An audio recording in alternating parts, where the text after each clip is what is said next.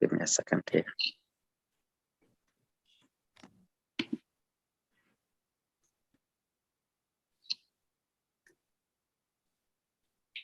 So hello everyone, welcome to the meeting. Today, hopefully we'll have a very busy meeting and helpful, resourceful. So Dr. Hiba will lead the meeting. Go ahead when you have a chance. Thank you. Hello, everyone, and we're glad to have you here today. Today, we're gonna present on anxiety in elderly population, and that's gonna present by Dr. Abeer. And also, we're gonna have a mock interview with Dr. Al-Khazin. And we will start whoever is ready. Dr. Al-Khazin, are you ready to start a mock interview, or do you need some time? No, I'm ready. Okay, so I'm gonna be the program director, and I need two of my colleagues to be the other part of the panel, program associate and faculty. Please, if any two of you. I think Abeer is going to be one of. Yeah, I can be the second one. Okay, yeah. and so third go one? after you, Hiba. Yes. Okay, perfect. And anyone else? Dr. Mohamed Ibrahim. Tahani. Yeah, I can be the third one. Good, perfect. So we're ready now to start the mock. So okay, Bismillah. Dr. Al-Khazin, how are you? My name is Hiba Abualama, and we're glad to have you here today. And how are you doing? Hi, Dr. Abualama. I'm doing great. Thank you for asking. I'm so happy to be here today, and thank you for having me. And how are you doing today? I'm good. Thanks for asking. How's the weather in your site? It is cold. You know, it is winter here in the Midwest, and it starts cold. So yeah, today it is very cold. Yeah, I was starting to have a white Christmas. So Yeah. that's perfect. So Dr. Khazin, I looked to your CV and everything looked just in place. Can you tell me a little bit about yourself? Yes, of course. Again, thank you for having me today. I am Abuzar Al-Khazin, born and raised in Sudan in a lovely extended family. I am a husband of a great supportive wife, and I'm also a father of two beautiful daughters. After graduation from medical school, I practiced medicine in Sudan, in Saudi Arabia, then I moved to United States. So having opportunity to work in 3 different countries, that had me exposed to different communities, different people with different cultural backgrounds. And I believe that it strengthened my communication skills and made me an easy, adaptable person. In the United States, from the first day I start working to achieve my goals and to achieve my dreams. So while I was preparing for United States medical license exams, I had to take different jobs to support my family. And I'm also start gaining valuable United States clinical experiences. I'm working as an autopsy technician at Marion County Coroner Office, and I have the privilege to be mentored by the Forensic Pathology Fellowship Program Director at Indiana University. I'm also working as autopsy technician with Dr. Ken at Eskenazi Hospital for the trauma department team. I'm also joining a research program at Michigan State University under mentor of Dr. Abdurrahman. And as a part of my commitment toward the community, I love volunteering work. So I do volunteer at Red Cross organization, communication department team, and I also do volunteer at University Hospital here in Indianapolis. On a personal level, I love in my free time watching soccer game, exploring different cuisines, and spending time with my family and friends. So I believe this diverse experience with these abilities that prepared me well to be a competitive candidate and to be a good fit for your wonderful program. Good. Thank you, Dr. Khazin, for sharing with me that information. So, Dr. Khazin, I see that you love soccer. Well, can you tell me what league do you like follow, or what team do you support? Yeah, I'm glad to answer this question. Yeah, I love soccer games, and I do love Premier League, and I'm a big fan of Liverpool club. So whenever there is Liverpool game, I am in. So that's things I love to do in my free time. Perfect. I'm also a fan of the Premier League. I do like support the Leicester team. Leicester So City. yeah, Leicester City team. So yeah, Dr. Khazin, I see that all your CV is in primary care and internal medicine. So, and now you are applying to pathology. So, can you tell me why did you shift your direction, or what's the turning point in your life that's make you take the decision to go to pathology? Yeah, of course. So since medical school, I'm really fascinated with pathology. And after graduation, I didn't get a chance to practice my passion, pathology. Even back in medical school, I scored grade A in pathology. After graduation, I had to take a decision to support my family. I went to Saudi Arabia, and in Saudi Arabia also I was doing a service job, so I didn't get a chance to practice pathology. But when I moved to United States, I realized that now I am in the land of dreams, and I start dreaming, and now I'm living my dream. So I looked around and to find anything that will help me get into pathology, and I was so excited and thrilled to find a job at Marion County Coroner Office to do forensic pathology. Since then, I have learned the day-to-day work of pathology, and I familiarize myself with the pathology and histopathology and the human decompositions, and being able to perform postmortem examinations.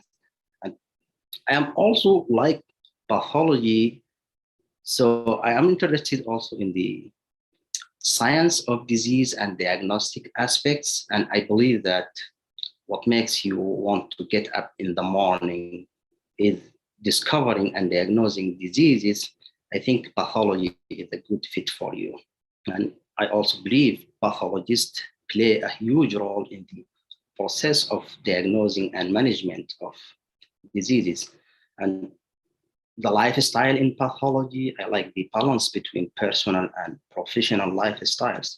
So for all these reasons together, I love pathology, and I would like to spend the rest of my life doing pathology. Perfect, Dr. Khazin. I'm glad to hear that. So if I ask you to describe yourself in 3 words, what you would say and why? Well, so I would say that I'm a hard worker. So as of now, I'm working a full-time job at Marion County Coroner Office, working another job at Eskenazi Hospital, joining a research program, volunteering at Red Cross organization, volunteering at university hospital, and taking care of a wife and 2 toddlers. So being able to manage all these together at the same time, that had made me to be a hard worker person. I would say that also a team worker, easy adaptable, and I have the communication skills. Being work in 3 different countries, exposed to many different communities, many different people with many different backgrounds, that helped my communication skills and made me adaptable person and a team worker. Of course, hearing that, no doubt that you're adaptable and resilient person. And Dr. Khazin, that's my last question for you. So I see from what you're saying that you will bring a lot if you join our team. So Dr. Khazin, if I ask you about a weakness side of you, can you tell me one? Of course, I do. All right. Before moving to United States, I had no research experience before, apart from one project that we have done back in medical school. When I came to United States, I realized research is an important aspect, and I have to learn research. Through research, the scientist and researcher were able to enrich the science and medical field. So I have the opportunity to join a research program, 1-year research program at Michigan State University, under the mentor of Dr. Abdurrahman. And when I joined this program, I learned a lot. I learned how to conduct research tools. I learned basics of research. And even with my team, we were able to present 2 poster presentations in a national conference. So I'm glad that I joined this program. I think this experience will help me when I join residency program to, hit the ground running and start to do research with other residents and other faculties. Perfect. Thank you, Dr. Khazin, for sharing all that with us. And we're glad to have you here today, and we wish you a good luck in your season, in this season.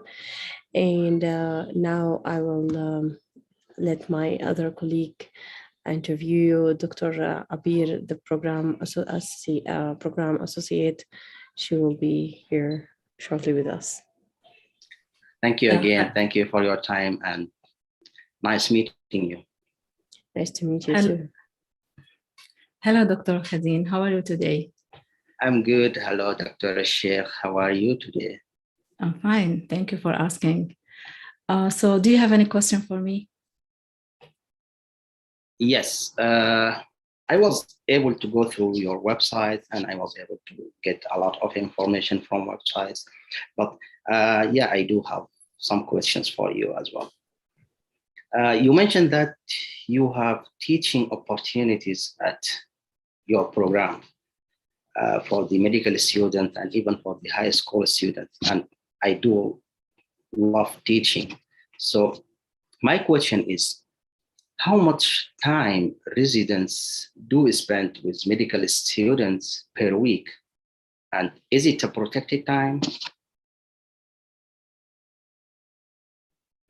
Yeah, regarding teaching in your team, every team, we have 3 teams. And in every team, there's one attending, and 2, 1 senior resident, and 2 interns, and usually 2 medical students. So students rotate here in this hospital 3 times a week. And you are responsible of teaching them while they are here in the program. So it's not a protected time. It's during your job. They schedule you, and you have to teach them the skills, the knowledge, and we also have didactic. Sometimes student can attend. So you are responsible of teaching students. So bringing these questions, may you tell me about your teaching style, and why do you think teaching is important? Okay, so yeah, I think teaching is important because as we learn from teachers, we should learn other junior doctor or junior students to get into the medical field, so we can keep the chain of custody that we teach new generations. And I do have many teaching experience before. While I was in medical school, we used to help like small groups together, and we discuss like one topic or two topics, and then we used to do lectures. I remember that one of our mentors asked us to present topics in front of public. And also, while I was working in Sudan, I used to teach intern, and I used to teach medical students back in Sudan.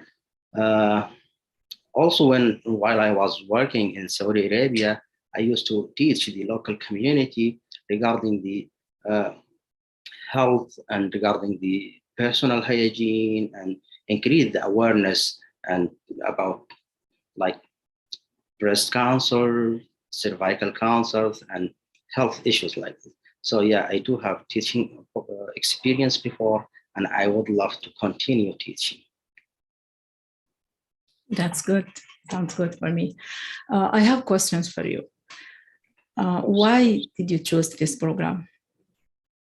Well, that's a good question. So while I was looking for residency programs, I came across the website of your program, and I had pre-made list containing things that I would like to see in a residency program. And your program has ticked everything that in my list. First of all, research opportunities. I know that you are a huge institutions of research, teaching opportunities as we discussed later. And also the environment between environment and relationship between residents and faculty. And the way I know that, I called Dr. Ahmed, and he's one of your residents, and he has told me about the work environment, the relation between resident and faculty, and everything is seemed perfect. On the other part, regarding the city, and being a small city and has everything that you want, I like to live in a small city. I don't like crowd and traffic. Being safe city, I have 2 kids to raise them, and being in a safe city that will allow me to raise them in a safe environment. There is a lot of outdoor activities. The largest zoo in the country is in the city. And also I had my friend who has done his residency at the city before, and he was very satisfied about that. And he did recommend this program for me as well. So for all these reasons, I have chosen your program. Okay. You know that we have a good applicant. Why do you think we should hire you among others? What will you bring to our program? Okay, so I think with this kind of diverse experience that I have, I am a hard worker, team worker, and easy adaptable person. And I think I will bring all these abilities with me. I will add the diversity to your program, teamwork and hard work, okay, responsibilities. With all these kind of abilities, I will be joining your program and add something to your programs. So I think if you hired me, you will find me a good fit to your program, and you will not regret the decision. We are looking forward to meeting you in our program. The last question for you. If you tell me about the last time you read a book, and what's it about? Yeah, I remember the last book that I have read is called The Root. It is a novel, and it was about the how Black American came from Africa to United States, and it's just about the history of Black American from Africa moving to United States. And what I have learned from this novel is how hard work is going to pay off. Like the guy who wrote this novel, he was a Black American, and he was talking about his grandfather when he came from Africa to United States, and how he did a hard work to establish his family, and to settle in United States.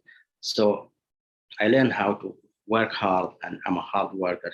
So I will be a good fit for your program, I think. Thank you for answering these questions. The last one, I said before that, but I will ask you about your hobbies. May you tell me more about that? Yes, I love watching soccer games. I enjoy cooking and exploring different cuisines. And I love spending time with my family and friends. Regarding soccer games, I feel when I watch a soccer game that relieves some kind of stress. If I have some stress and watching soccer game, and even when I watch Liverpool and enjoying the game, that would relieve some kind of stress. So I'm using these hobbies and interest to relieve stress and to deal with the stress. And I know residency is a stressful time, so you need to have some activities that will help you to deal with the stress. Sounds good, Dr. Khazin. Nice meeting you again, and I hope you are a good match, and good luck. Thank you. Thank you. Thank you for having me today. My colleague, Dr. Ibrahim, will interview you, and thank you. Thank you. Thank you so much.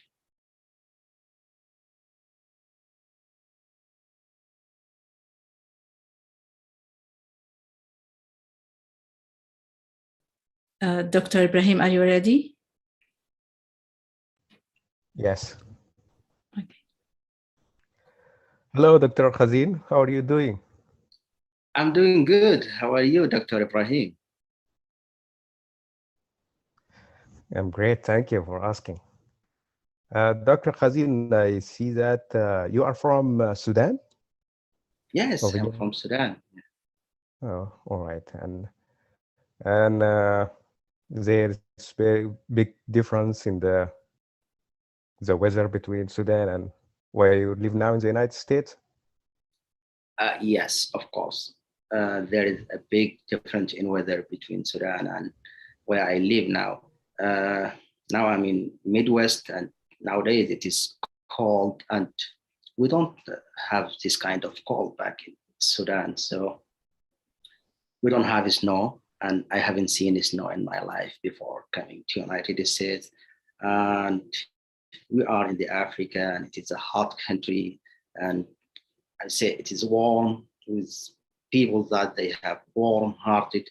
So yeah, there is much difference in weather between Sudan and where I live now. All right. So, and was it easily to adapt to this weather? I think it wasn't easy at the beginning, but I moved a lot. I moved from Sudan to Saudi Arabia, and I was in North Saudi Arabia, and North Saudi Arabia, it was cold. It wasn't like here in United States, but it is colder than back in Sudan. So I used to work in this area, and when I moved to United States, at the beginning, it wasn't easy to adapt, but when I get through, yeah, I was able to adapt, and I'm an adaptable person, like moving from Sudan to Saudi Arabia, coming to United States, that helped me to be easily adaptable person. All right, good. All right, Dr. Khazin. So I see that from your CV, you have a long experience working in Sudan, then Saudi Arabia, and you came to the United States. So can you tell me why you come late to the United States to pursue your career in pathology? Is there anything that make you to decide late to come? When I moved from Sudan to Saudi Arabia, I was thinking about to help my family, and I was the oldest one of my siblings. So I went to Saudi Arabia to help my family, support them financially. And in Saudi Arabia, I was doing a service job. So I didn't get a chance to practice medicine. And I was thinking about improve my career and pursuing my passion to do pathology. And I thought that I had to leave Saudi Arabia to a country that will help me achieve my goals. And I was lucky to get a green card or permanent resident visa to United States. And I moved to United States and I start dreaming and I start living my dream. And I think I am one step away from my dream to become true. All right. Okay, can you tell me, Dr. Khazin, can you tell me how you handle stress? Well, yeah, I think during the stress time, you have to have your own strategy to deal with the stress. So me, I have a supportive family, I have a supportive wife, and I have a supportive friend. Whenever I have any stress, I just go talk to my wife, talk to my friend. They will handle the stress. They will help me to get relief and put the stress down from my shoulders. And I'm also love to doing like walking around and listening to some kind of music. That will help me also dealing with stress. And I also do some kind of exercise and work out. So that also helped me dealing with stress. So having all these things, when you need them, you will find them handy. That will help you handle stress easily. All right. So can you tell me what your future plan, what you're gonna do in the next 5 years or 10 years? Okay. So I know that the next step is residency. After completing residency, I plan to do a forensic fellowship. And after completing the forensic fellowship program, I plan to join a medical examiner office and start doing the forensic pathology. And I'm also planning to do a kind of some teaching at university.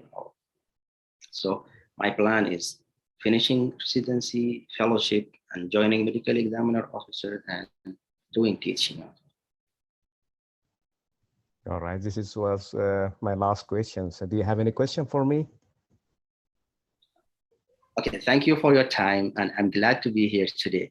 I do have one question for you. So regarding teaching, and I know that from other interviewer that you do have teaching opportunities at your institutions. I'm asking, do you have any formal orientation for the new residents on how to teach, what to teach, and how to provide their feedback regarding medical student teaching? Yes, we have an upon acceptance to this program, we will we'll give you an orientation course about everything that we do in this program. All right. Thank you for clarification. I'm so glad to be here today. Thank you for having you with us today. Thank you. Thank you so much. Bye-bye. Thanks, Dr. Khazin and Dr. Ibrahim and Dr.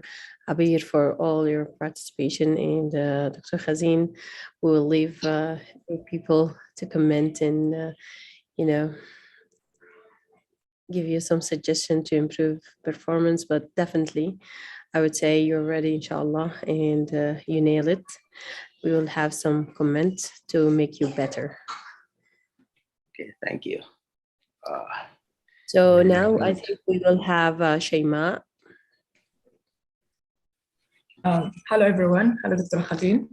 Actually, I have a question for you. We'll continue a little bit for a couple of questions in the interview. Okay. So how are you doing, Dr. Khazin? I'm doing good. I'm doing great. How are you, Dr. Al-Junaid? I'm fine. I'm really good. Thank you very much. I had a look on your CV and I saw that you have extensive experience in forensic and working with like in autopsy, right? So I'll give you a situation, and if you can tell me how you will deal with such situation. If you are working in an autopsy case, and you are sharing this case with the other co-resident, and you realize at the moment that, for example, like the co-resident is doing some step in an incorrect or wrong way. Okay. So during dissection or during working. So what will be your action at that moment?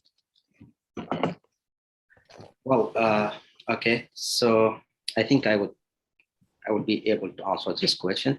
So when I see one of my coworkers that has done something in inappropriate way, first thing that I believe in communication.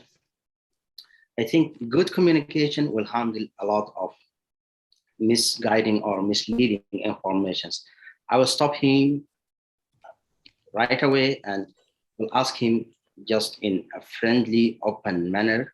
We can sit down and discuss what you did and why you did, and tell me why did you do that thing. And if I find that he had a genuine reason to do that, I will just tell him my opinion about what he did. And if we reach an agreement, that would be fine. If we didn't reach any agreement, I will seek advice from our supervisors. But first, we will have to sit together and discuss the issue and situation. We might be able to solve it together. Otherwise, as I mentioned, we can seek advice from one of our supervisors. All right, perfect. Thank you for answering this question. So moving on, like what are you looking for in a co-resident or someone you will work with for 4 years? Well, I'm looking for someone that a hard worker, a team worker, and a responsible person. So we all work in the same environment. Our goal is to help the institution and to help the workplace that we are working in. So I need someone to be honest, trustful, responsible, hard worker, team worker. So if I found someone like this, I would love to be in a team with him. This is great, and actually we have all this in our program. You will find a really great environment as a work environment, and when you deal with our residents at a personal level as well.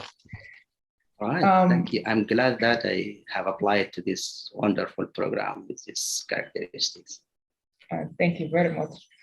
From your CV, you mentioned that you participated in research work and you have presentations. Could you please tell us more about this?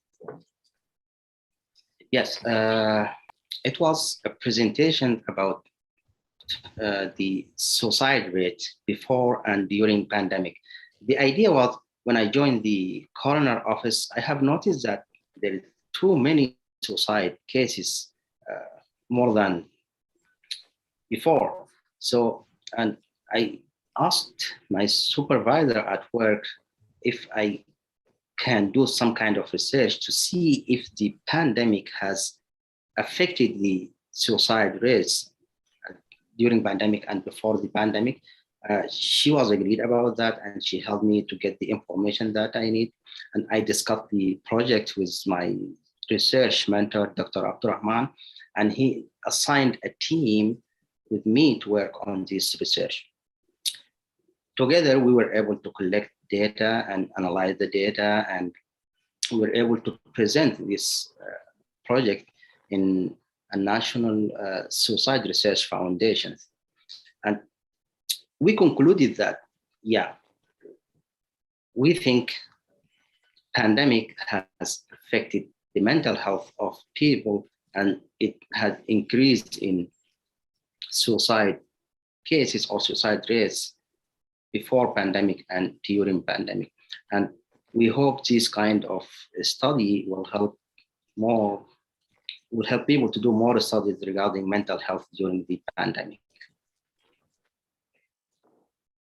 This is really interesting topic and really interesting area to touch on. So, that's great.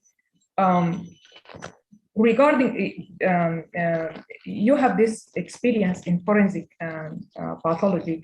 Did you do any other observership in other part of pathology, whether like AP or CP? Yes, I did. I joined an observership program with Dr. Ghassan Tranish that in University of Arizona, and it was an online course about the lung pathology, and I was learning a lot from that observership on how to discuss lung slides and how to sign out cases, and Dr. Ghassan was teaching us and letting us to see the pathology slides and the day-to-day pathology work. So yeah, I do have kind of experience in other parts of pathology apart from forensic pathology. Do you have any intention like to have other subspecialty as a career in pathology, like other than forensic? Maybe any other part of the anatomic pathology or clinical pathology? Really, I love forensic pathology, and I find myself in forensic science and forensic part. So I'm planning to do a forensic pathology fellowship after residency. And I do know that there is no forensic fellowship in your program, but I'm not worried about that now, because I believe that you are going to prepare me very well to be a competitive candidate, so I can secure any fellowship in any institution that I would go for. This is really great. You are really directed toward this subspecialty, and yes, our program like has a large or a good volume of forensic cases to work on. So thank you very much, Dr. Khazin, for being with us today. Do you have any question for us? Thank you so much, Dr. Al-Junaid, and I'm glad to be here today. And you mentioned that in your program, you have a good amount of autopsy that I can do. So do you have any kind of rotation with a local medical examiner office, or just you doing hospital-based autopsies? Yes, we have rotations with local medical examiner office. So we have a really good volume of cases, and you can easily get the 30 number of cases that's required by the board, even without sharing with other residents. So we have a really good opportunity for this other program. Okay, thank you so much. Thank you very much. All right. Thanks, Dr. Shaima, for your contribution. And now Dr. Al-Wali, he's raising his hand. Go ahead, Dr. Al-Wali. Hi, thank you, Dr. Abuzar. First, yes, actually, I do have some comments. First thing, you are very delightful. The way you use your hand is perfect, and the way like you express your feeling and all of that is just keep it. So the first comment, maybe I'm not going organized, but the first one I think that I catch regarding the book. So when they ask this question, they want you like kind of briefly in maybe 30 seconds mention what the book's talking about, and then you have to find a link about this book with your career. So for example, when I have this question, I mentioned that the book that was Gabriel Garcia Marquez. The book is The Love During Cholera Time. And what I mentioned that I told him like, so even in a dark time, when there's like disease and people die in the street, still there's some people find a positive thing through that. And I mentioned to him that what I have learned, that even when it gets really stressful during my job, when it comes really to down phase, still there is shining light there, and I will keep following. So I think the way just you're gonna turn it, you have to make sure to connect what you have learned from the book to your career in a way that you learn something from that. This is the first point.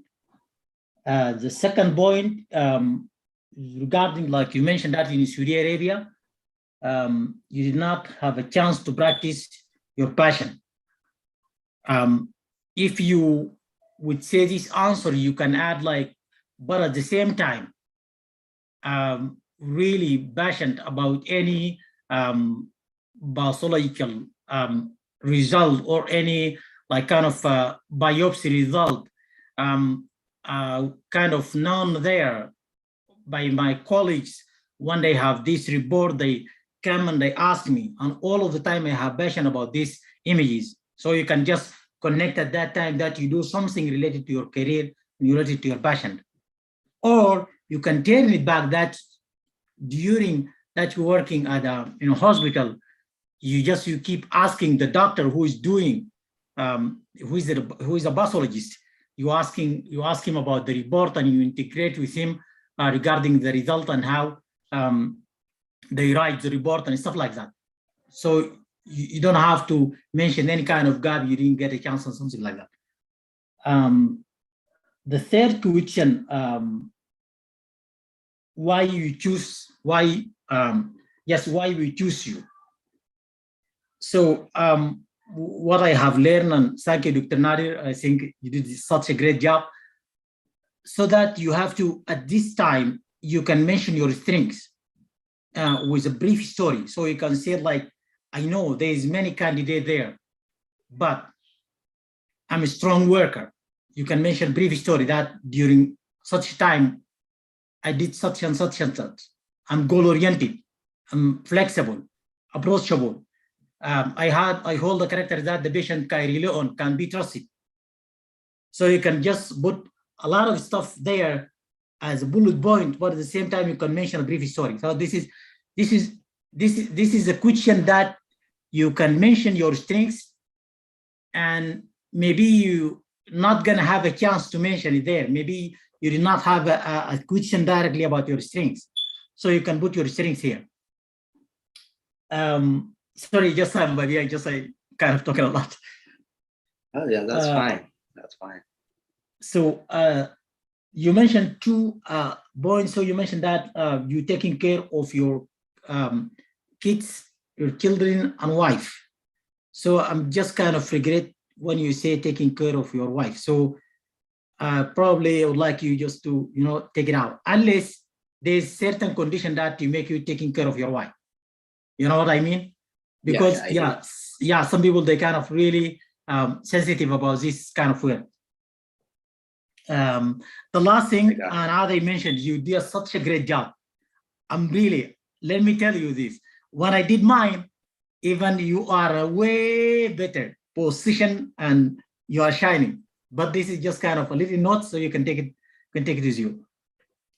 Thank you. So the last thing, that when they ask you question, just be avoid like something like, okay, I think I will be able to answer this question. The better way, you can just go abroad. For example, you say, okay, for example, for stress, say, oh, yes, we all know that's this work job is very stressful. Anyone in our condition can feel the same way. When you put a different people with different ultimate goal, with a different personality, this is always can happen. So something like, you can address the question in abroad, and then you go directly and answer the question. Thank you a lot again, and really I enjoy your interview. No, thank you. Thank you so much. I really appreciate your feedback, and I will work on this point that you have mentioned. Thank you so much. Thank you. Thank you. Good luck for you. Thanks, Dr. Al-Wali, for your comments, and definitely we'll all get benefit of these comments, inshallah. Dr. Abeer Elshaikh, she raising her hand. Go ahead, Dr. Abeer. Dr. Khadin, you did good, but you wanted to be perfect. So I have some comment.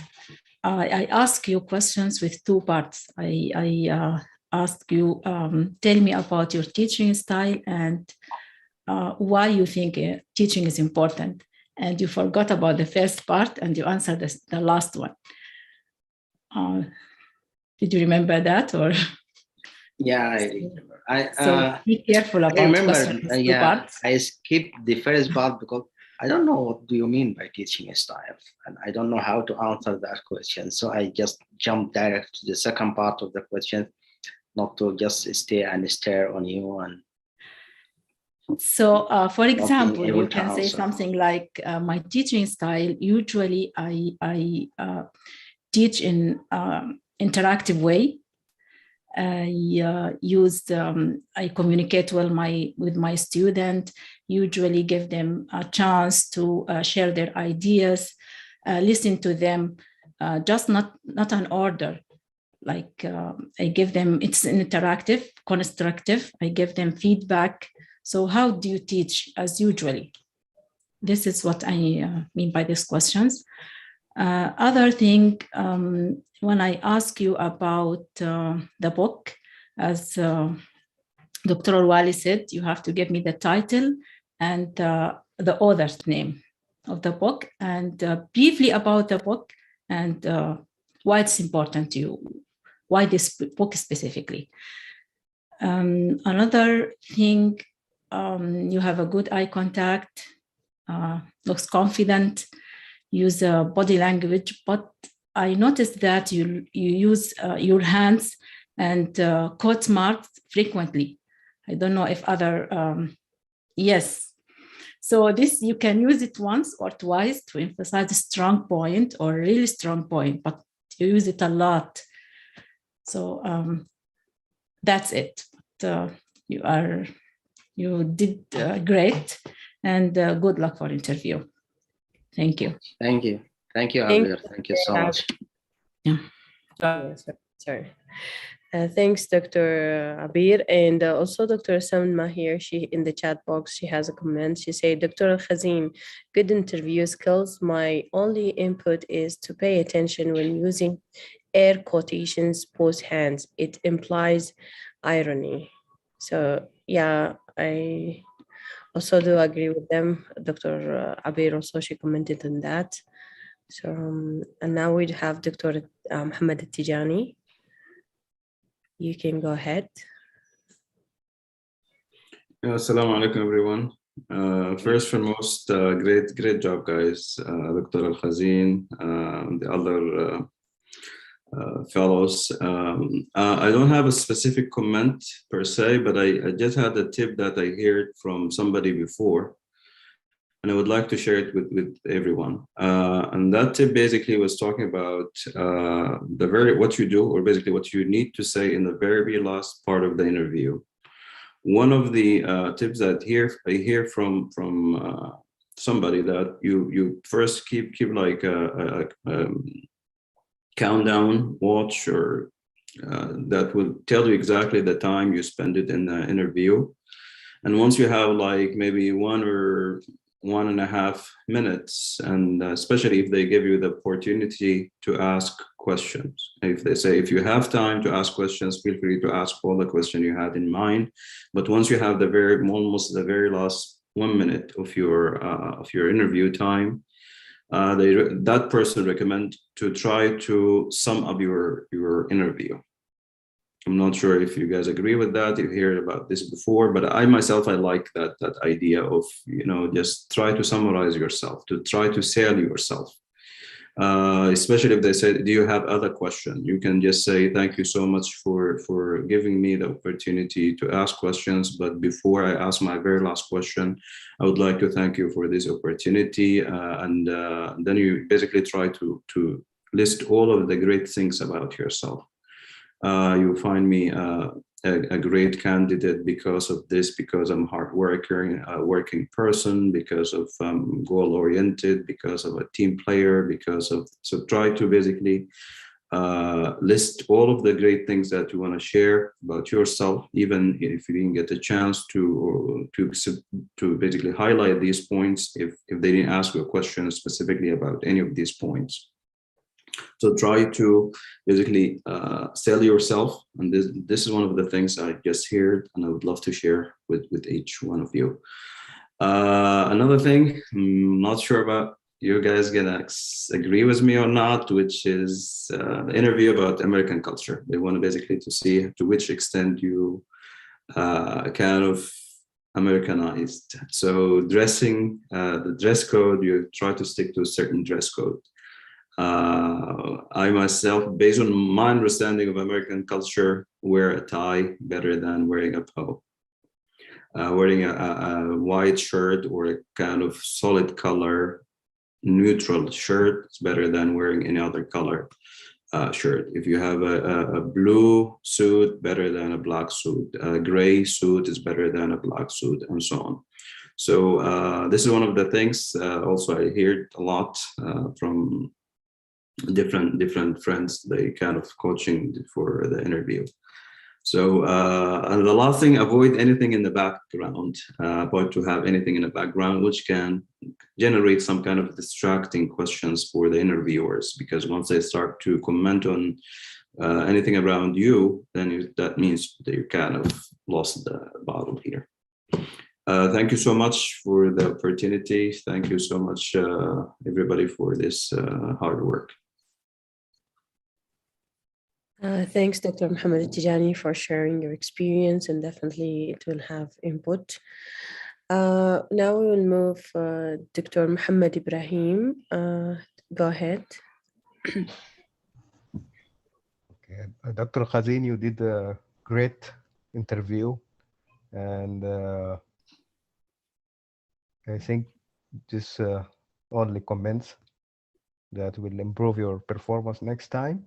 In addition to what the other fellows said, when I asked you about why you decided to come late from to start your career here in the United States, I think your answer is not very good. It's still good, but I think if you mentioned that you have applied so many times, yeah, since you graduated from the medical school and you did internship in Sudan, you applied many times for a visa to come to the United States, but you have been denied for many times until you got a chance to have like a lottery visa to come here. I think if you add this part in addition to what you said, it's going to be better. The other thing that you mentioned that if you hired me here, do you think that it's a good word to use in this training? Like yeah, residency, the training more than working job. So I think the process of hiring, I think. Yes. I don't know if yeah, maybe the other fellows can comment on this too, and we can all of us benefit from discussing this. The other thing also, not only for you, for all of us. So do we repeat the same question to the over and over to the all interviewer? Like you ask the questions, I think for 2 or 3 times. So for all of us, the same questions. I think if they are in different panels, I think you can ask. But if they are sitting all together, so you have to figure out questions to everyone. This is my opinion. I don't know others. Yeah, as I said, this question is for the floor. Mm-hmm. So I think you did very well. And as Lual said, if I were in your place, I couldn't do better than that. So thank you. Thank you. Thank you, Mohamed Ibrahim.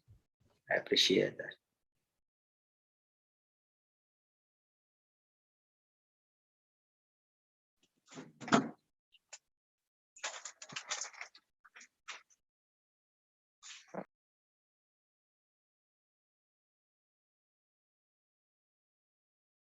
Samah Ahmed.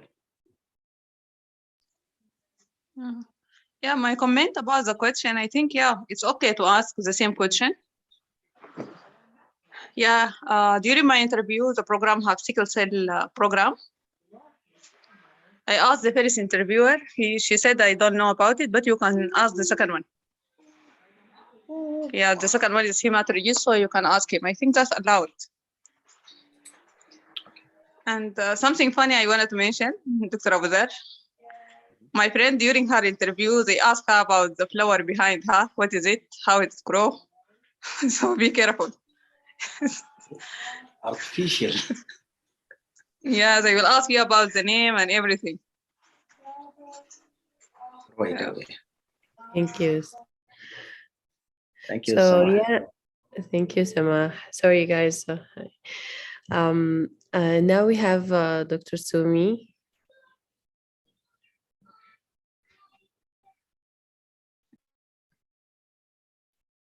Yeah, first of all, you did great, Dr. Abuzar, and your confidence level was very good. I like that. You are very relaxed throughout the interview. And and also like I like the way you use your hand gesture, but it was little too much, I felt. So you just have to balance, and yeah, like using hand gesture is good, but not too much at the same time. And also some other fellows also mentioned about the flowers and background. I think it's a good idea. The background would be just a solid color or something like that. Or if you want to put like a Michigan State University, that's it, because you are a fellow, it's up to you. But solid color is the best way. I mean, it looks more professional than anything.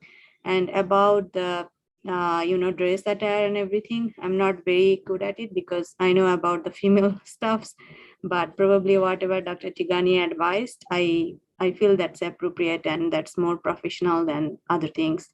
And other two things I wanted to mention, sorry, I did not join in the very first couple of questions for your interview, but from the place I joined, I want to talk about the book. She asked one of the interviewer.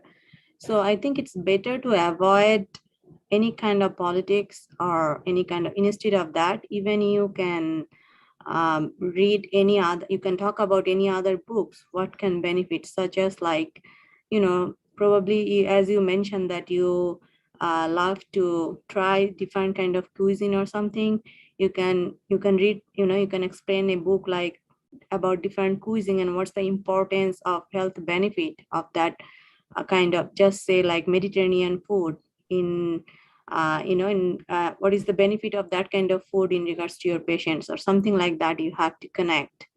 And other thing also I want to mention, when you are talking about the book, you use a word Black American. So I would suggest it's better never use like black, white, that kind of this, because it signifies a racism or something like that. It's better if you use like Caucasian or African Americans.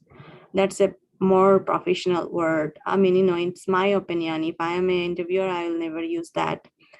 Other thing is, someone asked about observership or like, I do not have any idea about pathology, I'm sorry. But, I think I don't remember, but one of the fellow asked you about, I think, a specific about some kind of observership, which you did in University of Arizona or somewhere. But it's better not to mention the mentor's name unless they asked you. When you are explaining, like, you work with such and such a mentor or that this, like, it's better if you just mention the organization name and then what did you do and what, why that work impacted in your career.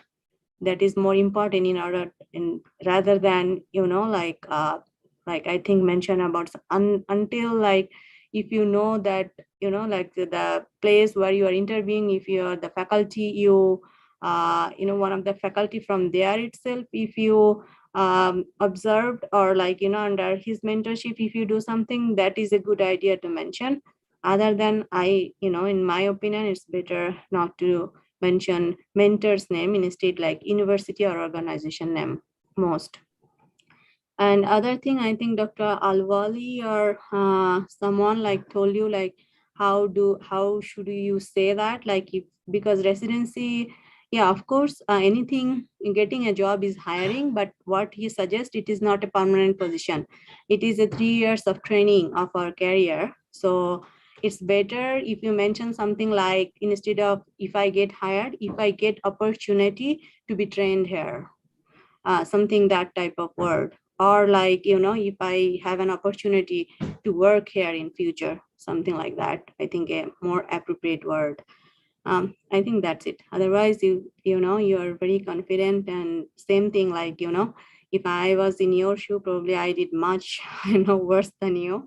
But one thing I want to emphasize also, a good thing that you, regardless whoever interviewed you, you mentioned all of the doctor's name, which is a very good thing. And they want you to see that, because, you know, we have to like, as Dr. Tigani mentioned, like how we adopt American cultures. That's the most important way of, you know, that's the very important thing they want to emphasize here.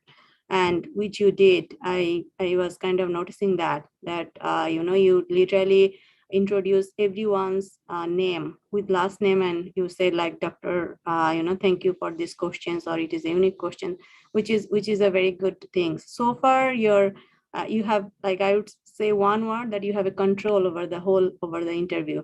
Yeah, we cannot answer all the questions 100%, you know, in our, no matter how many times you practice, but of course this is a platform to improve. So, you know, that just look at those, and you are, I think you are already, you know, ready to go.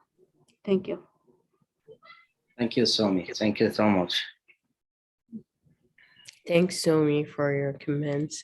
And here also, Dr. Salma, she add, I also think it's best to avoid controversial topics like slavery and politics as well. So I think that's also at with Dr. Somi's comments. You know, to be honest, I wasn't prepared to answer question regarding book, because if you're not prepared, just say, I wasn't prepared. And don't even like, this book I have read like 15 years ago, I think. So is that, well, say this is not my hobby, because reading is a hobby, so you don't have to read. So see what you do and say, instead of I don't like reading books, like unless it is scientific books and related to my studies or things. But in general, in my free time, I do this instead of reading, because reading is a hobby. I think so. If anyone has any suggestion, go ahead. So yeah, here also we have Dr. Shema. Go ahead, Dr. Shema. Thank you very much, Hiba, and thank you, Dr. Khazin. My comments is, you were really confident, especially in the part related to pathology. You started to talk in more details, and you were smiling, and this was obvious in your voice. This is something that's really good during the interview, and even your tone was clear for me. Your language was clear for me. Most of the comments was mentioned by my colleague. I do agree that the interview for pathology is a little bit different than the one for medicine, because they are digging deep more in pathology and in the experience related to pathology. Okay, so my comments is, I do agree with Sumi in the part related to the case for the observership. So you can just add or mention maybe interesting cases that you saw, or something that you learned about from this observership, like how to differentiate between two different cases, or use immune stains, or like you can give examples about this. I know, mashallah, you have really good experience in forensic, which is really strong tie for pathology. I don't think there is more stronger tie than this. But if you have, and I think most likely you will be asked about your experience in forensic medicine, so you can mention this in details.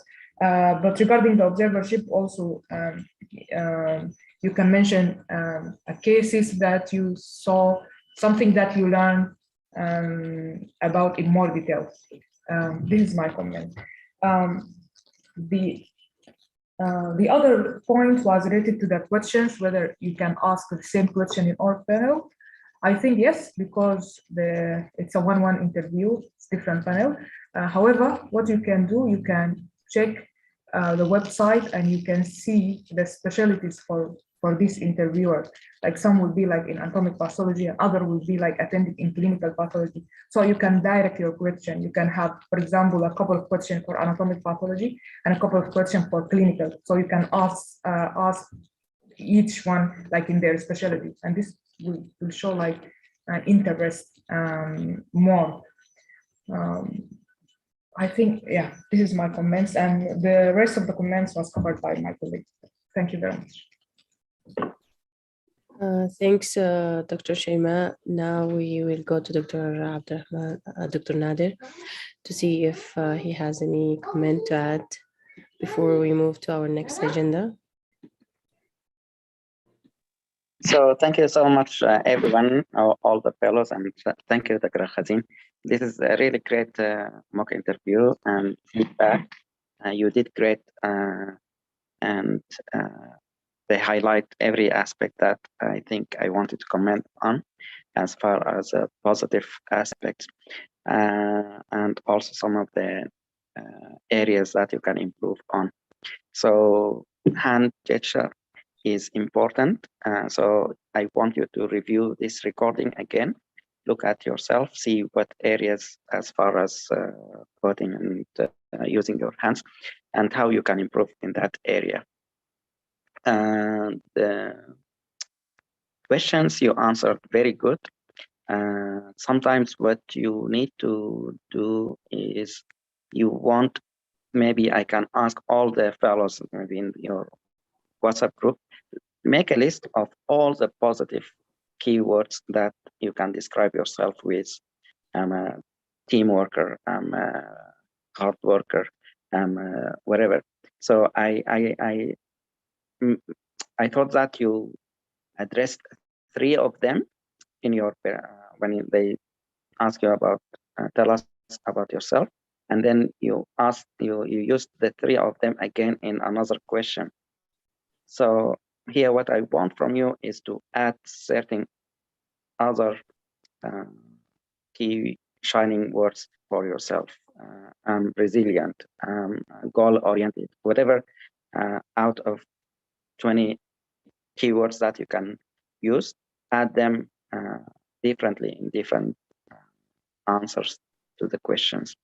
And I think for all the fellows, when you ask a question, it's an opportunity for you to not only answer that question to the T, like specifically, but you have a room to shine or to add some qualities of yourself, see which fit to that question or to that answer you give.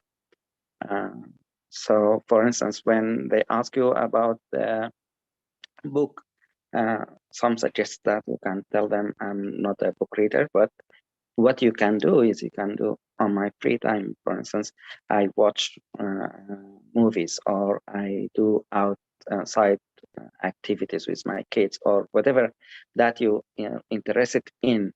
And when you mention that, try to use some key or shining words that might help the interviewer to see your personality. So you can mention that it's a stress relief for me and for whatever, and I'm detail oriented. So when I do this, it will help me, whatever aspect that can help you with. For instance, when I had my interviews in the past, I talk about painting or drawing. These sort of things help your attention to be shifted from one area to another. So just think about how you can shift your answer. It's not supposed to be a direct answer.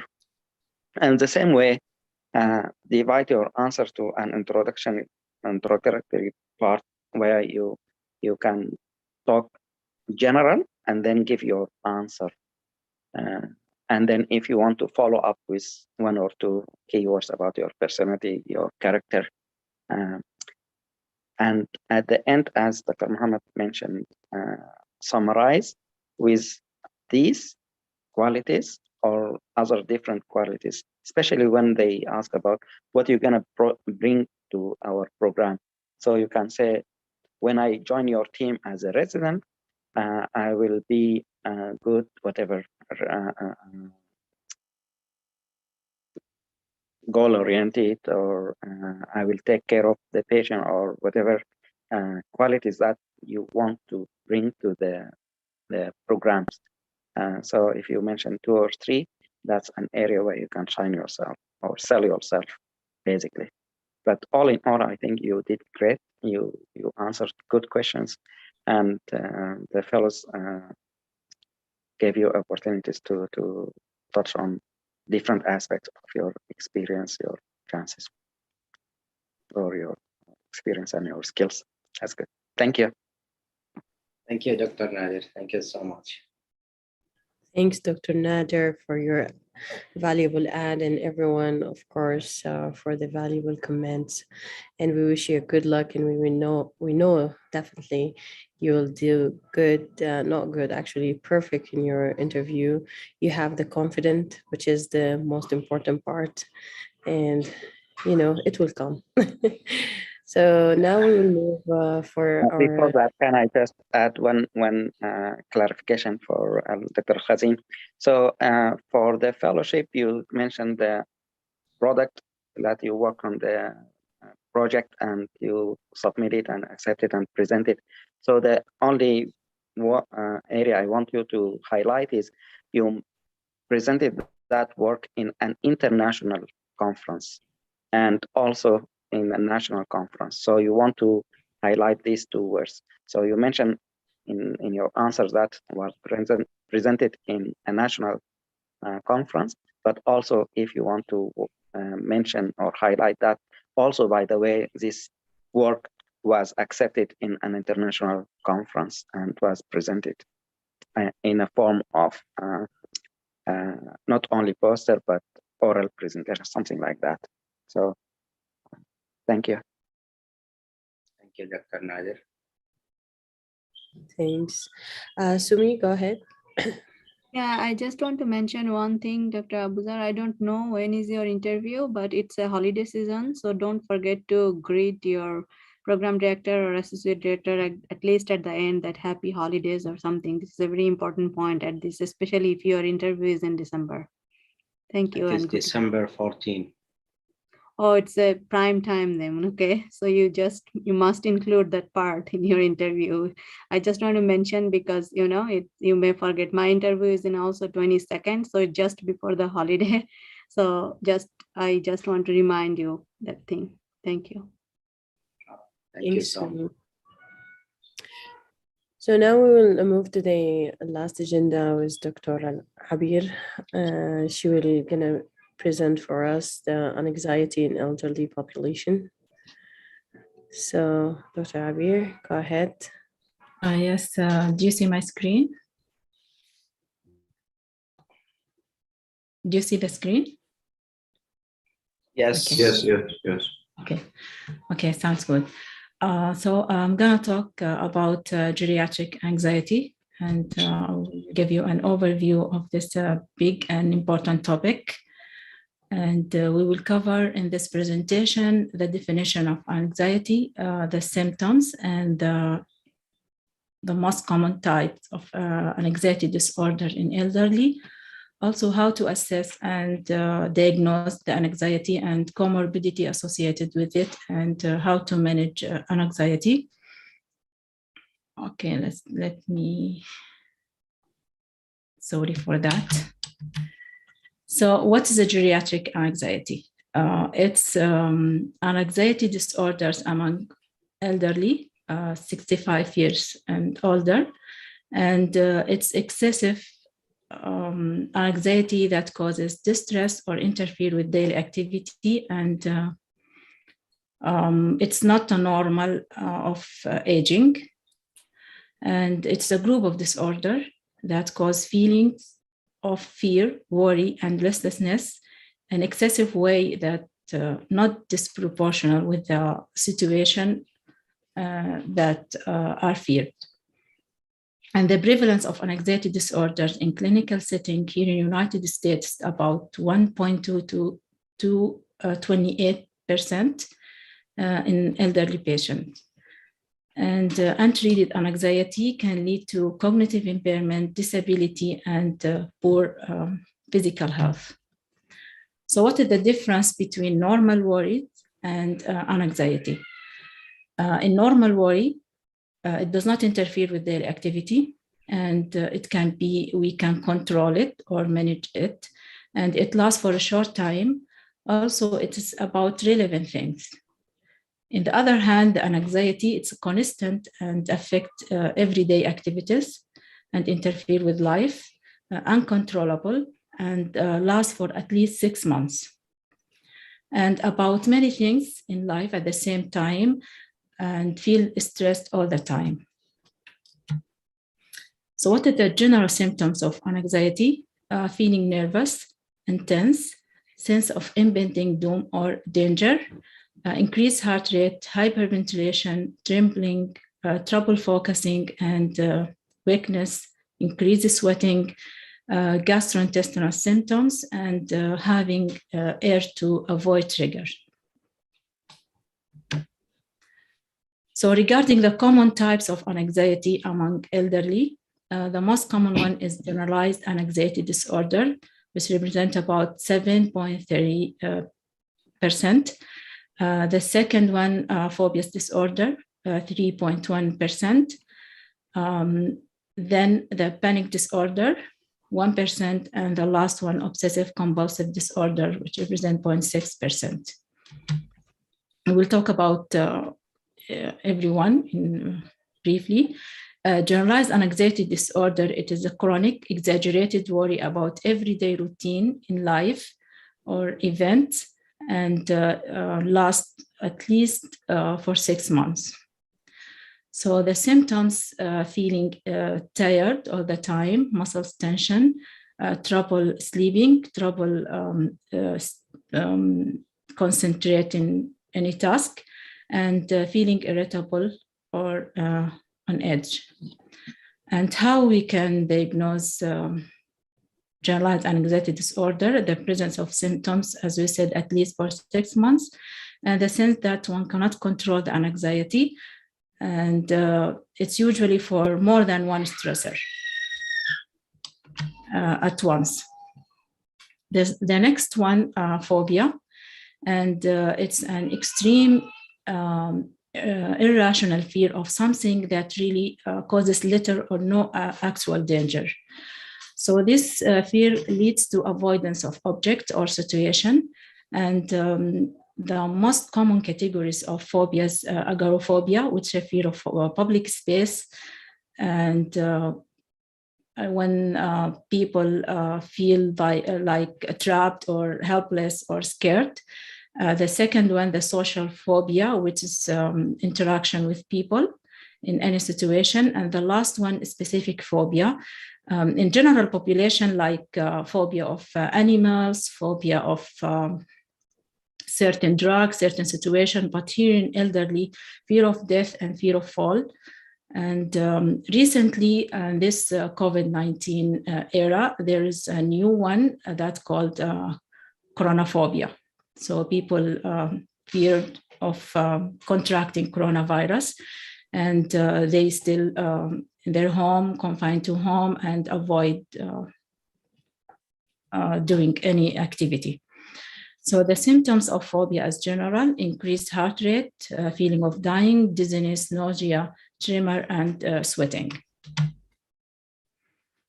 Then the panic disorder. The panic attack is acute, discrete episode of intense anxiety that lasts between few minutes to half an hour, usually. It can be less or more.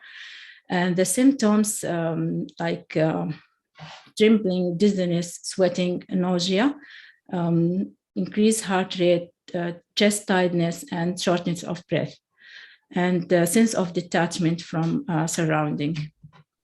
So as we see, there is the symptoms are common with different type of anxiety. Like here we can compare between anxiety and panic attack. So in panic attack, it is sudden and extreme. In the other hand, anxiety, it's gradually built up. They share symptoms like increased heart rate and shortness of breath. And there's distinct symptoms for each one, like in panic attack, tremor, chest pain, and feeling disconnected, as we said. And in anxiety, which is gradually built up, there is sleep disturbance and irritability and muscle tension. The last one, the obsessive compulsive disorder, it has two parts, the obsessions and compulsions. The obsessions is persistent thoughts or idea that come to mind, commonly while completing a specific task or doing in particular situation. Then followed by compulsions, which is a behavior performed in effort to decrease the anxiety caused by obsessions. Like there are many types of obsessive compulsive disorder, like the most common one, contamination. People keep washing their hand frequently, or putting something in orders, or keep checking and locking the door or stove or something like that. And usually it's a chronic and disabling. New onset in late life, it's unlikely. It's more common in younger age, not in elderly.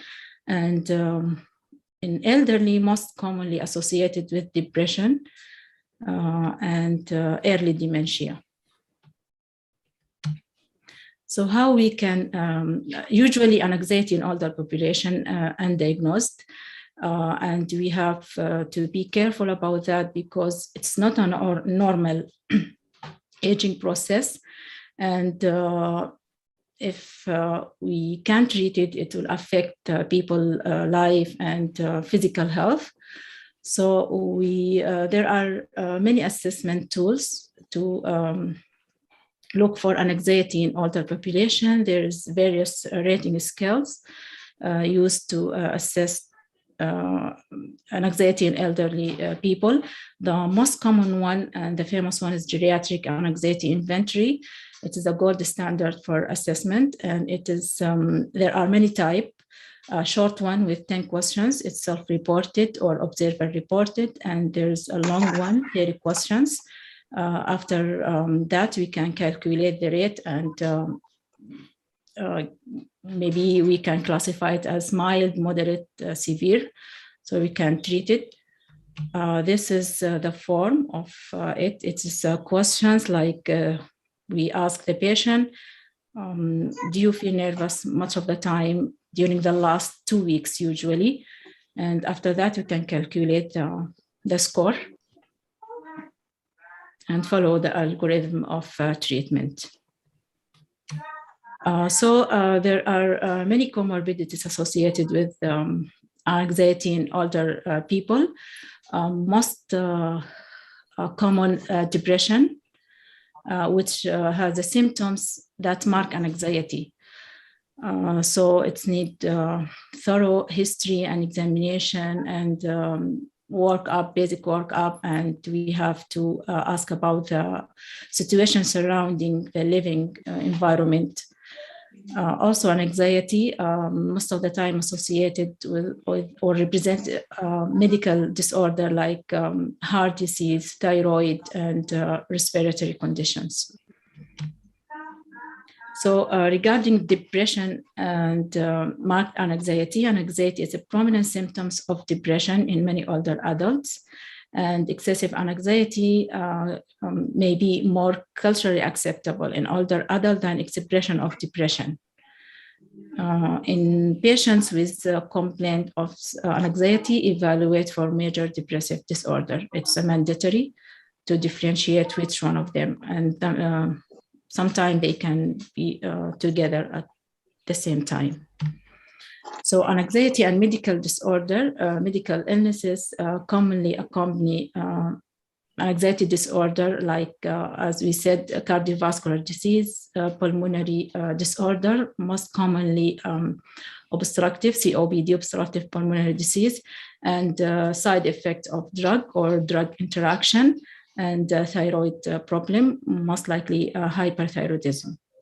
So thorough assessment, including clinical history and examination, and do physical work, basic work up to exclude this medical condition before diagnose the patient with older people with anxiety. So how we can manage anxiety in elderly? We have to identify and manage comorbid medical condition and psychiatric problem like dementia and depression. We can use non-pharmacological. We have, we have to try non-pharmacological treatment first. Then we can go to pharmacological treatment, and most of the time we need both. So regarding non-pharmacological management, we can use lifestyle modification like sleep, diet, exercise. We have to manage all of that. And then behavioral therapy like relaxation therapy, music, systematic desensitization for phobia. Like, as we said before, the most common phobia, specific phobia in elderly, the fear of falling and fear of death. We can do systemic desensitization to manage that.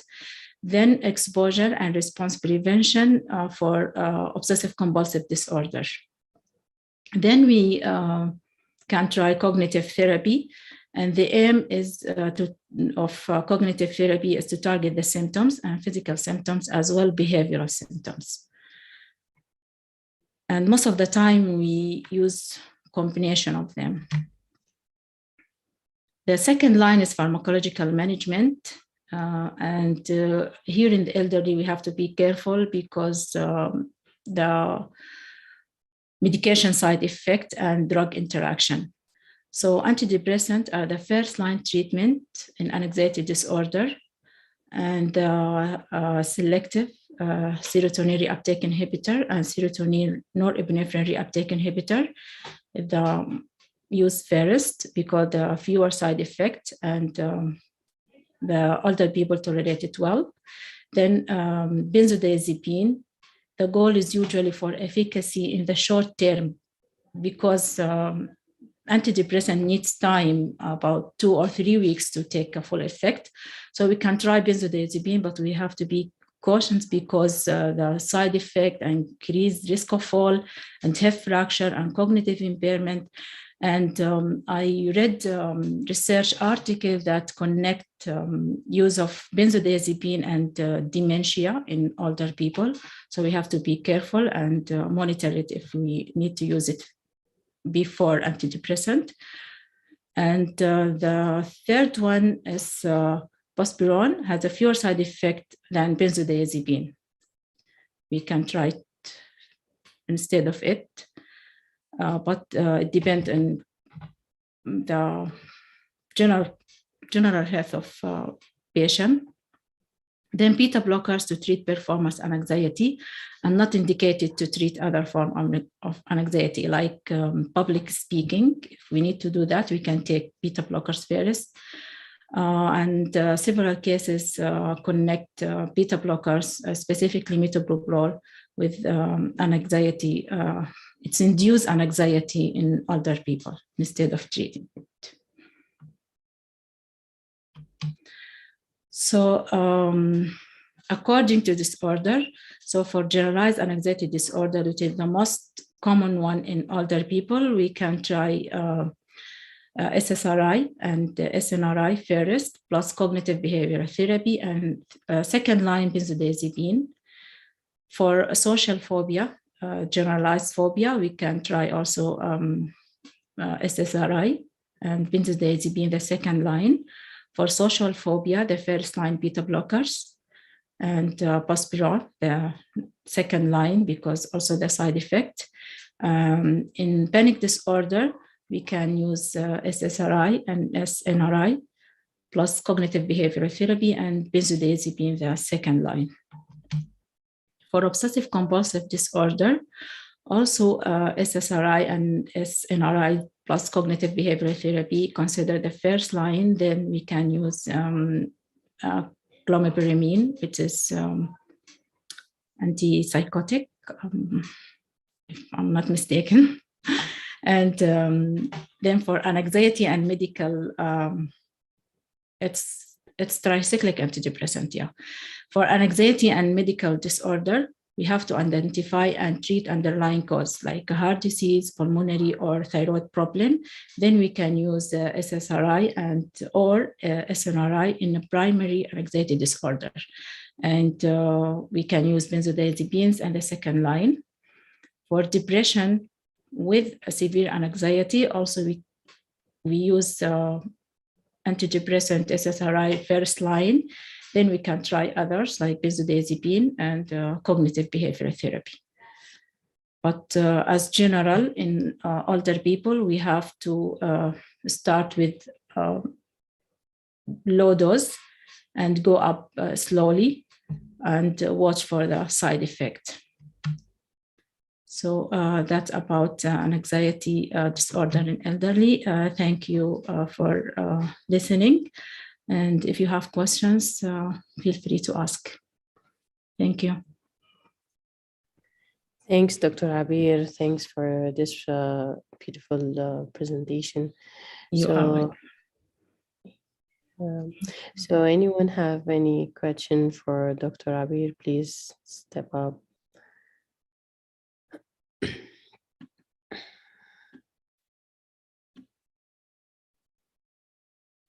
So, can I ask Dr. Nader?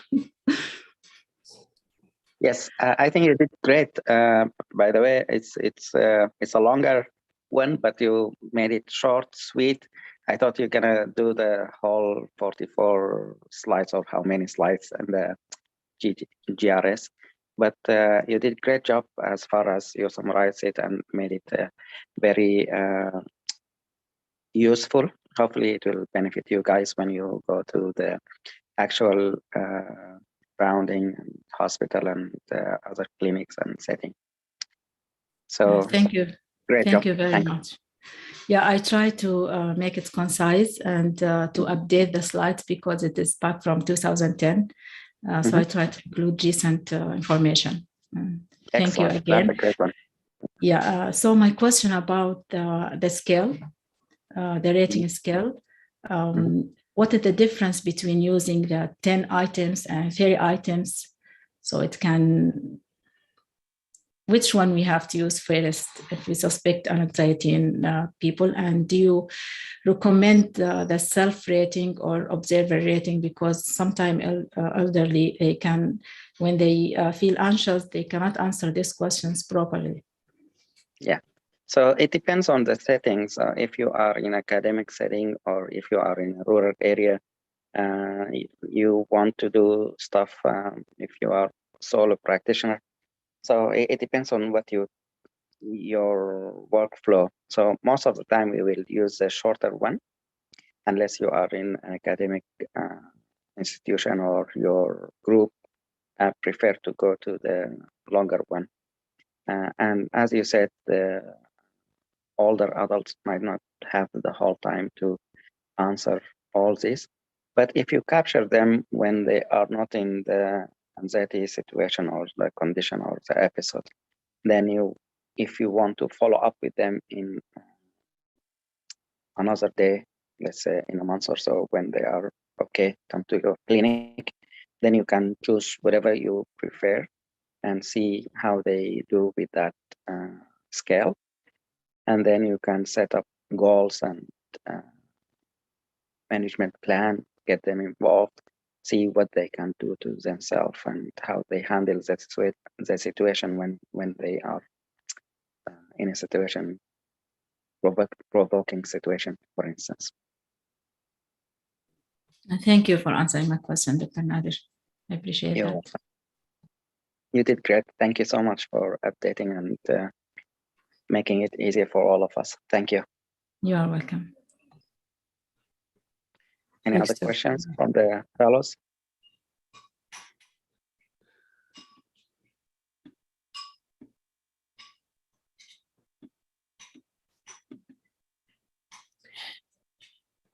If no one wants to ask, actually, I would like to ask Sumi about the dressing code for women, the most like neutral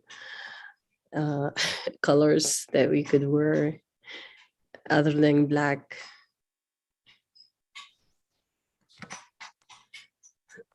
That's a good question, actually. I think it's better to like navy blue or like a base color like brown. I would prefer, as this time all of our interview is virtual. So, you know, it's bright, I mean, brown or navy blue, or it's better to avoid black, but I can see some people wear black, but, you know, it's as it is interview. So you want to focus someone's attention. So through the camera. So, you know, blue or brown would be better. And it's very important to, you know, like as a female, it's very important to take care of your hair well. During your interview, your hair should not, you know, like I would say, interrupt the whole conversation. So it has to be a very professional way. And other thing is, I think it's not a good idea to wear a tie, but, you know, and I would suggest for no makeup or very light color lipstick probably, and like a very professional jewelry if you like that would focus, but not too much, not very hanging or something like that. So I can share some pictures for professional attire in our WhatsApp group if that's helped. Okay, that's really helpful. Yeah, because yeah. Thanks. Okay, thank you, Sumi. I do really appreciate that. Open your mouth. That's so sweet. Yeah, she want to feed me. Okay, thank you. No problem. Excellent. That's good. Thank you, Hiba, and the family member. That's good. So for the next section, if anyone wants to add to the next meeting agenda, and then we can talk about the projects if any updates or anyone wants to suggest ideas. So for the next meeting, I think the Brown team, if available, they can do arrange for the next meeting.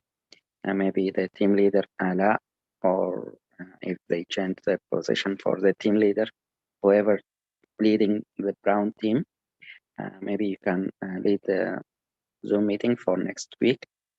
The topic for education, I think we can do heart failure. The file also, you can find it on the app.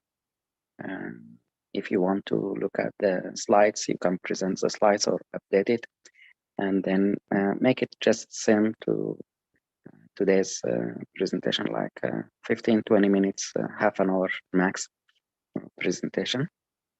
And if anyone of you wants to practice a mock interview, maybe it's a good time to let us know now so that we can plan and put your name, and whoever wants to do the questions or to ask the questions, maybe you want to list yourself in the app so that we can know. Any questions, any suggestions, anything else for the next meeting?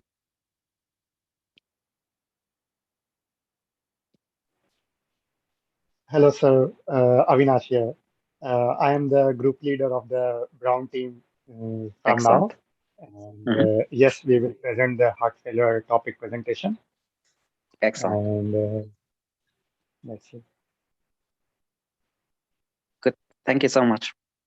Thank you. Thank you, sir. So anyone wants to do some interviews to be the candidate? And Well, on next Friday, I have an interview, so maybe I can ask the question if If anyone Okay, wants so you're to, yeah. program director. Okay. Thank you, because I got an interview, so maybe I have a good information how they are asking, what they are asking. So yes. So you will be acting as a program director, and you will have a cheat like a mock role of Mock test, yeah. program director. Okay. Program director or faculty, one of the faculty, whatever. Yeah, you will have the role set and done for you. So just copy paste on Saturday. Yes, sir. Okay. Anyone else wants to be in the hot seat for interviewing the practice? I can be interviewee if that's okay. Yeah, that would be great. Thank you so much, Sumi. All right. So anyone else wants to be on the panel? Please add yourself in the app where you will be as a faculty or co-director if you want to. So any updates, or let's see if anyone of you had interviews in the past few days, few weeks, or if any wants to share anything, any other suggestions, ideas. Go ahead. Yes, I had an interview one on previous Thursday, and it went good from the internal medicine. And they all are asking like the generic question why we are going to select you, and like the why you are choose our program, tell us your strength and weakness, these things, and yeah, just common question, yeah. Great. And how do you feel you did? How did your answer? Well, And, I got a good response from the program director, but I'm not sure about the chief resident. Like she asked a question about, so I don't know about her scenario. But the program director gave me good response, and that's let's good. see. Excellent. I wish you good luck. That's good. Thanks for sharing. Thank you so much. And Dr. Avinash, and I don't know, probably everybody, I will send my like a very short summary of my CV and the program in the WhatsApp group, Sure. probably like an email. So by that way, you guys have the opportunity to learn about the program and my CV as well. So you can challenge me as much as possible. That's great. That's great. Thank you.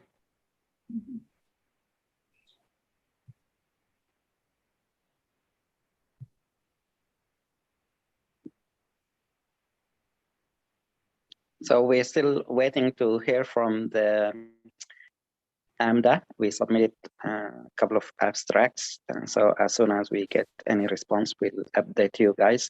And then hopefully we can work on getting the poster ready if accepted, and we'll decide who can attend in person if anyone interested, or maybe we can just do virtual presentation. So for that, maybe we need to prepare for a video also, like last time. Any other updates as far as current projects or future ideas for projects? Go ahead, Mohamed Tijani. Mohamed. Yes, so this last week we presented at the Medscape Live. I presented the topic of suicide among adults in geriatric, and that went very well, I believe. Just excellent, excellent. Thank you. There was a commentator in the meeting, a live or visual meeting, I should say. Yeah. Thank you. Excellent. Do you know if it was recorded or no? I'm sorry? Was it recorded, or do you have access to it? Was recorded, and I did ask for a link for the recording. Unfortunately, I have to get in touch with the coordinator, and then honestly, I got busy. I didn't get a chance, but I will try to get to find a way to get the link at least, or part of the recording. I tried to record it on my end, but because they are the host, I cannot do it Yeah. technically. I cannot do it on my end. Sure. But congratulations. That's a great news. That's a great one. Thank you. Thank you, everybody. Thank you for everybody who participated in this project. It's definitely, it's not my work, it's everybody else's work. Thank you. So it's a teamwork. Yeah, but that's good. Absolutely. Good. Excellent. Thank you for presenting. And also for Dr. Khazin, so you can mention that, so you can get in touch with Dr. Mohamed Tijani and see some highlights as far as the importance of that. Yeah. Sure. I was a part of that project, so yeah, Yes. I will be in touch So with you Dr. can mention Tijani. it was presented in this session, and then in whatever. I think you presented more than one project in 2 or 3 conferences so far now. Yes. So some of them local or national, some of them international. So all this will make a better picture about your work, your project, and the effect of the audience and the impact of that. So great job, everyone. Thanks for the update. Did you know if Sarah presented also? She's supposed to. I have Yes, no idea. Sarah joined the meeting at the beginning, but for some technical issues, she got disconnected. I believe she already joined the meeting at the beginning, so she presented part of her talk. Excellent. That's good. So two posters or abstracts were presented, which is good. Excellent. That's a great achievement, guys. Thank you, Dr. Nader. Thank you, everybody. Thank you, Tijani, and thank you, Dr. Nader. And when you are without your sure, no, help. that's your work, guys. We just coordinate things. But during the interviews, if you can mention when you present or if your team present, so you talk about the presentation, how it was done. If it's an oral, that will carry on a heavy weight compared to just a poster or like a printed poster or something. Because with COVID, most of these conferences now are virtual. So you can mention that my team member presented it orally to this group and whatever. So you can explore and mention details of your work. Thank you. Anyone else wants to add?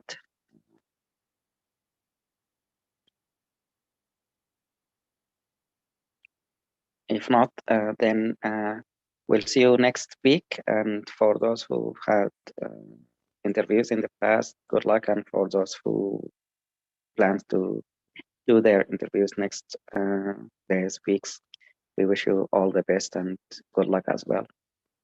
Thank you, everyone. Have a wonderful day. And, have a great night if you are not here. Bye-bye. Thank you, Dr. Nader. Thank you. Bye. Thank you. Bye. Thanks. Bye. Thank Thank you. you, everyone. Thank you. Thank you very much. Thank you so much, guys. Thank you, everyone. Have a good day. Good night. Have a good day.